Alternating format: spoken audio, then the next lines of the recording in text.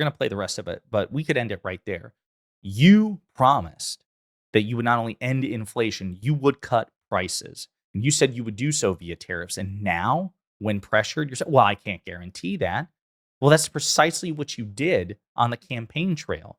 And you did it in a way that both conservative and liberal economists, again, conservative people who wanted you to win were scratching their heads and pulling their hair out saying, don't say this. And certainly don't say that you're going to get it done by way of tariff.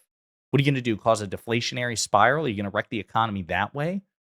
Donald Trump repeatedly lied to the American people. And now that he's won the election, he's not even inaugurated yet.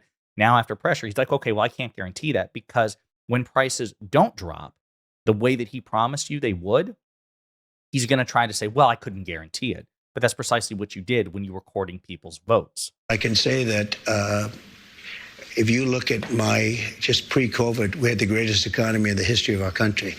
And I had a lot of tariffs on a lot of different countries, but in particular China. We took in hundreds of billions of dollars.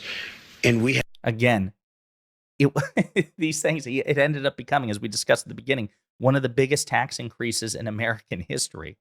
And it just punished, it brutalized American farmers, such that government subsidies under the Trump administration had to increase to offset the consequences of his trade war.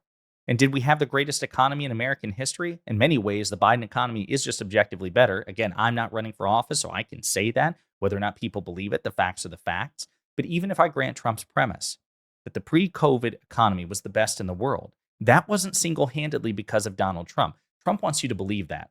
And MAGA Republicans want you to believe it. That Trump was basically the Big Bang. Before him, there was nothing. Or Trump was God. In the beginning, there was Trump. And Trump rubbed his hands together and single-handedly created 50 states, 330 million people, the nuclear arsenal, the entire economic weight of the United States. He single-handedly did it. He inherited nothing good. It was all bad or just nothing at all. And he single-handedly did it himself. It's bullshit. Again, I use this metaphor. Modern American history in terms of economics has been this. Republicans presiding over economic disasters, Democratic administrations coming in and cleaning up the mess, the American people being frustrated with the process and its imperfections, voting in a Republican who presides over an economic mess, then they vote in a Democrat who has to clean it up, rinse and repeat. President Clinton helped created an incredible economy after inheriting a mess from President Reagan and President George H.W. Bush. Then President Clinton passes off a really good economy. President Bush, at the end of President Bush's, second term, we had the great housing recession, which President Obama then had to, spend 2 terms digging us out of. He handed a good economy to Donald Trump. Donald Trump drove it into the ground by his 4th year in office. President Biden was elected to clean up the mess, and now we've just elected Trump again. And again, I can say this because I'm not a candidate, so I can be blunt with you, and you can be blunt with me. We're all voters here. We helped do this by not rewarding Democrats for their good behavior and turning around and giving power back to the people who created the mess in the first place. It makes no sense whatsoever. It's incredibly irrational.